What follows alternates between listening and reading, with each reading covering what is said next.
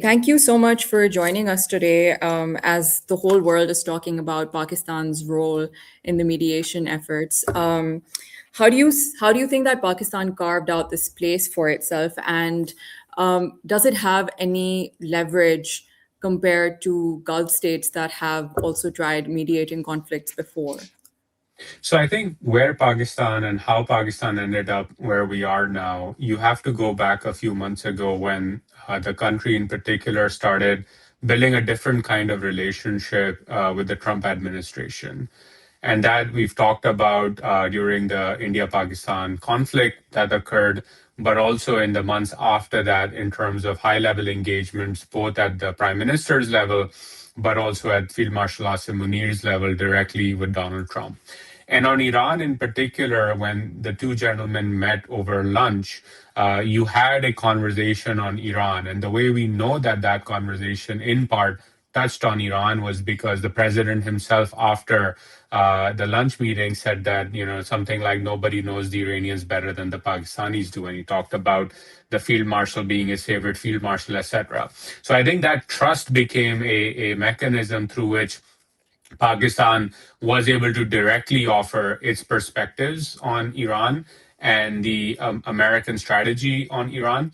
And as this war escalated, Pakistan became an effective go between Tehran and Washington, primarily because it had that trust in DC. But also, again, on the other side, over the last few months, we've seen since Pakistan and Iran had that border skirmish with missiles flying across the border, Pakistan and Iran did have a rapprochement and did start engaging with each other more and more. So that's what's allowed Pakistan to play this role of interlocutor. I wouldn't say that Pakistan has leverage, and I don't think in this case leverage is what's needed on the Pakistani side. I think what's needed is, and what has led to Pakistan being in this position is that it can have candid conversations not only with the Americans and the Iranians, but also Saudi Arabia, with which Pakistan has a strategic mutual defense agreement, but also Istanbul and Turkey and Ankara. And I think that's important as well because all of these are the collective stakeholders in this conversation, and Pakistan can have those honest, candid talks with all of them to make sure that things de-escalate in the region.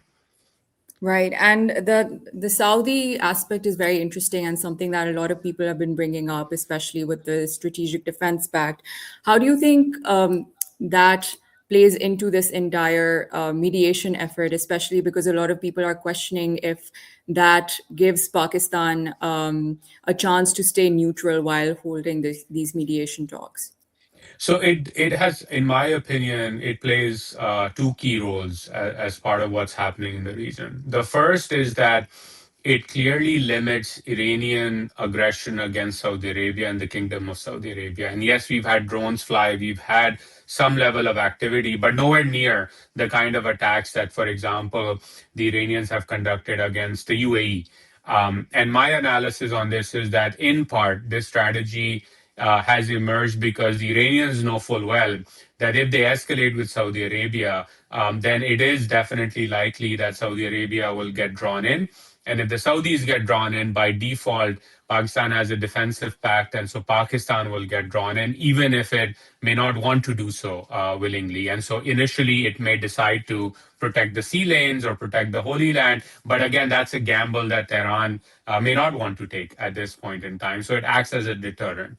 I think the second role that the pact plays is that across the region, it anchors Pakistan as a key player with the largest country in the region, which is the Kingdom of Saudi Arabia, and allows it to have diplomatic engagements across the board that, from a position of trust, can be leveraged to say, look, everybody, we need de escalation here. A prolonged war between the GCC and Iran is in nobody's interest. We don't want the Saudis to be drawn in. We have a self-interest from the Pakistani perspective also, right, to not have an escalation because it would draw us in. And so that's how the conversation evolves and acts as sort of a calmer of the waters, so to speak, at this very difficult time in the region. Right. And this is a very sensitive time in the conflict right now because Trump says one thing, Iran denies it. And so, do you think at this point in time, whoever is trying to mediate the conflict, it's going to be difficult for them? Well, of course, it's difficult. And we've seen, for example, in the last round, the Omanis have historically played that role, and it became very difficult for them as well. And the public positioning they took after the war began has basically led them to be sidelined as a potential mediator. And we've seen now Pakistan, along with Turkey and Egypt, beginning to play some of that role again at the moment. It's obviously very difficult, and it's high stakes diplomacy. But again, I think the Pakistani position overall on this issue has been quite good in the sense that they've tried to propose plans that take into account all sides in terms of their interests, and is trying to bring them all to the table to talk this out. Now, of course, when all of these back channels happen, public posture will always be that no, we don't want to talk, no, we will escalate, etc. I think that's there for public consumption. But when you look at the events over even the last 24 hours, the fact that senior Iranian people have been taken off the kill list, so to speak, of the Israelis and the Americans, something that has now been confirmed in DC, but also out of reporting in Pakistan, that to me signals that some confidence building measures are being taken behind closed doors. And so one hopes that the diplomacy Pakistan and its partners are engaged in leads to some kind of breakthrough in the next few days. Right. And whether or not these talks are held in Pakistan, do you think it has still placed us in a much better diplomatic position than, I mean, we were already in a very good position before, considering whatever happened after the conflict with India last year. But do you think that whether or not the talks take place here, it's still a win for Pakistan? I think absolutely, right? And from Pakistan's perspective, when you look at West Asia, you look at the Middle East, Pakistan has historically had strong relations with all sides. At times, those relations have been strained for various reasons, but over the last couple of years, you've seen a deepening of these ties at the strategic level in particular. And whether or not the summit is held in Islamabad, whether or not this back channel leads to a breakthrough immediately or not, what is evident here is that Pakistan, along with its Arab partners and allies, including the Turks, can and does have the diplomatic heft to engage in diplomacy at a very high level and also be trusted by all sides to engage in that diplomacy at a very high level. And I think those kinds of efforts have long term implications for a country's standing. And I think so long as Pakistan maintains that balance and is seen as a trusted interlocutor at this period in time, I think moving forward, it will continue to be seen as a country that is consequential in ensuring that whatever comes after in the region, after the guns fall silent, so to speak, that Pakistani diplomacy and Pakistani standing will continue to grow. Right. And of course, you might have also seen that the Indian media seems to be in a frenzy since Prime Minister Shahbaz Sharif formally announced that we're open to hosting. And what a lot of their own media is also bringing up is the fact that for years, Modi is the one who has tried to position himself as the mediator. So how do you see this shift happening, especially considering the multiple diplomatic wins that Pakistan has had over the last year as well? So look, I mean, the Indian media ecosystem obviously has its own perspectives and its views, and a lot of it is driven by a desire, and this is the world we live in now, to catch eyeballs. So the frenzy you see over there maybe is good for public consumption, but strategically and analytically doesn't add much value and substance from my perspective, right? What is important here, though, is from a strategic level to understand and appreciate for people in Pakistan that there is an emerging sort of a grouping in the region. And that grouping in the region is, broadly speaking, moving in two directions. The first direction is Pakistan, Saudi Arabia, Turkey, along with other partners, perhaps Syria, maybe Qatar down the road, and Bahrain.